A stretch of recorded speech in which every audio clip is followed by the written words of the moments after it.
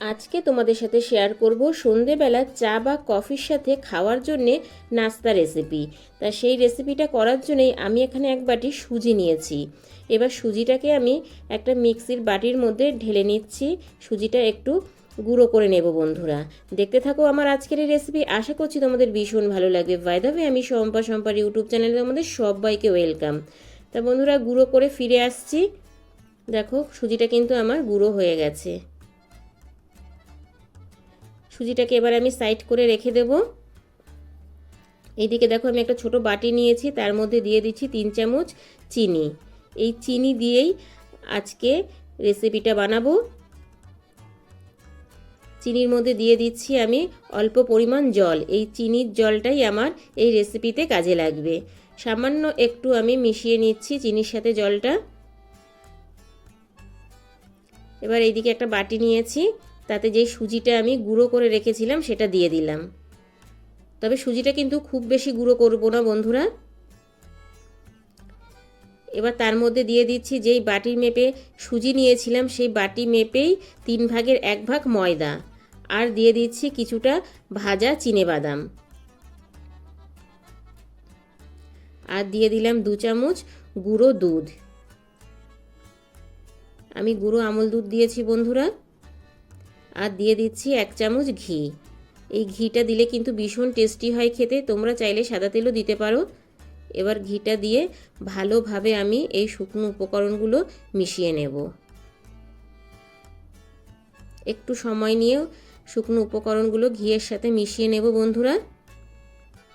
ভীষণই টেস্টি একটা রেসিপি বন্ধুরা, যেটা বাচ্চা বড় সবাই খেতে ভীষণ পছন্দ করবে। আর এইরকম একটা রেসিপি যদি সন্ধেবেলা চা বা কফির সাথে থাকে, সন্ধ্যের আড্ডাটা কিন্তু বেশ জমে যাবে।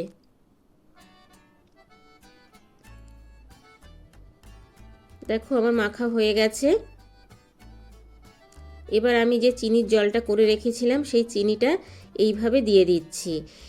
এই চিনিটা এইরকমভাবে দিলে পরে মিষ্টিও হবে, আর রেসিপিটা একটু চিনির দানা ওপরে ভাসবে, দেখতে কিন্তু বেশ সুন্দর লাগবে, খেতেও দারুণ লাগে বন্ধুরা। তবে সবটা জল একসাথে দেব না, অল্প করে দিয়ে আমি এটাকে মেখে নেব।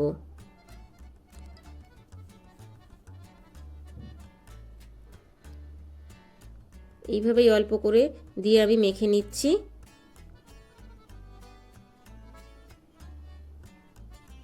আমার এখানে আরেকটু জল লাগবে বন্ধুরা। আমি আবারও 2 চামচ জল দিয়ে দিলাম, চিনির জল। এবার ভালো করে আবারও মেখে নিচ্ছি।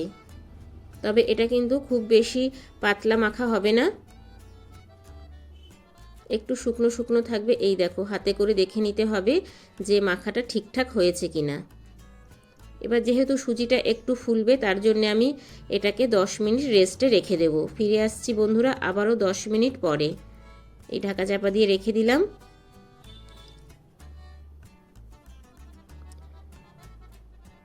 ফিরে আসলাম বন্ধুরা 10 মিনিট পর।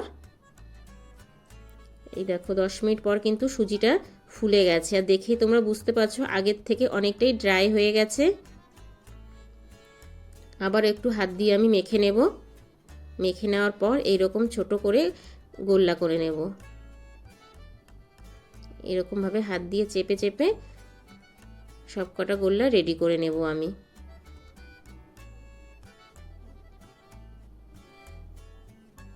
ভীষণই টেস্টি একটা রেসিপি বন্ধুরা, অবশ্যই বাড়িতে একবার ট্রাই করবে, আশা করছি তোমাদের ভীষণ ভালো লাগবে। আর একবার ঘরে বানিয়ে খেলে পরে বারবারই এটা করার অনুরোধ করবে। এই দেখো সব কটা গোল্লা আমার রেডি হয়ে গেছে। এবার আমি এইখান থেকে একটা গোল্লা নিয়ে এই রকম একটা শক্ত জায়গা নিয়েছি, তার মধ্যে একটু তেল দিয়ে দিলাম। এতে কি হবে, এটা তাড়াতাড়ি উঠে যাবে। এবার হাত দিয়ে হালকা প্রেস করে দিচ্ছি। তারপর দেখো এখানে একটা প্লেন বাটি নিয়েছি, তার মধ্যে আমি একটু তেল লাগিয়ে নিলাম, সাদা তেল। এবার বাটিটা দিয়ে একটু চেপে দেব, চেপে সব কটা নাস্তা রেডি করে নেব। এই দেখো বন্ধুরা, তবে একটু সাইডটা ফাটা ফাটা থাকবে, ফাটা ফাটা থাকলে বিস্কুটটা খেতে বেশ টেস্টি হবে বন্ধুরা এই নাস্তাটা।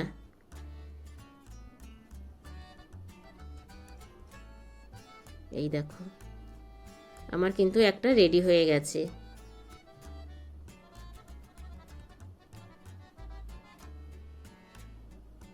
আবারও একটা তোমাদেরকে করে দেখিয়ে দিচ্ছি। এইভাবে হালকা একটু পেস্ট করে দেব, তারপর বাটির পেছনটা দিয়ে একটু চেপে দেব।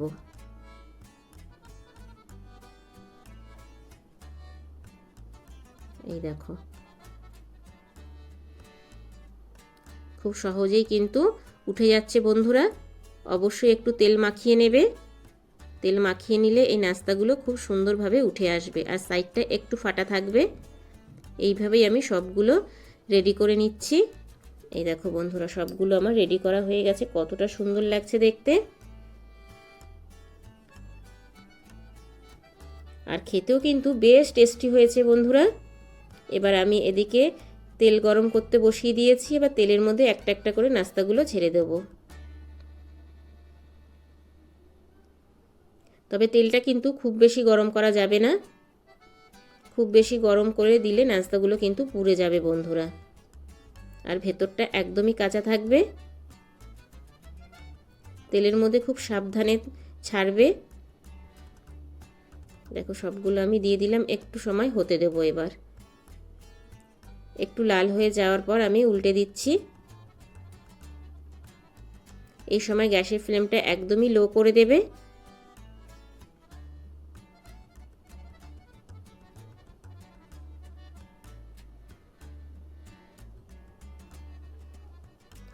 এইভাবে উল্টে পাল্টে সবগুলো আমি ভেজে নেব।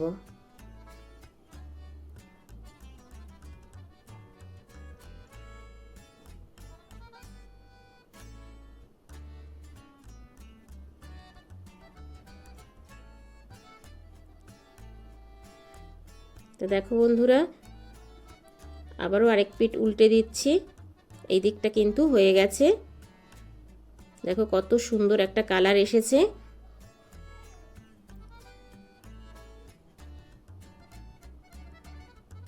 আর খেতে কিন্তু অসম্ভব মজার হয়েছিল। অবশ্যই এইভাবে বাড়িতে একবার ট্রাই করবে বন্ধুরা। এই দেখো কত সুন্দর দেখতে হয়েছে, আর কতটা লোভনীয় লাগছে। এর থেকে বেশি আর আমি ভাজবো না। এবার আমি নাস্তাগুলো তেল ছেঁকে তুলে নেব বন্ধুরা।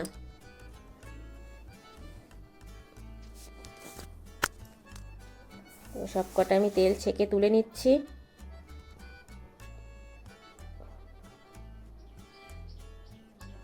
সুজি দিয়ে যে এত সুন্দর একটা সন্ধ্যের চায়ের সাথে কফির সাথে খাওয়ার নাস্তা রেসিপি হয় বন্ধুরা, তোমরা বাড়িতে না করে খেলে বুঝতে পারবে না। এবার আমি একটা প্লেটে নিয়ে নিচ্ছি।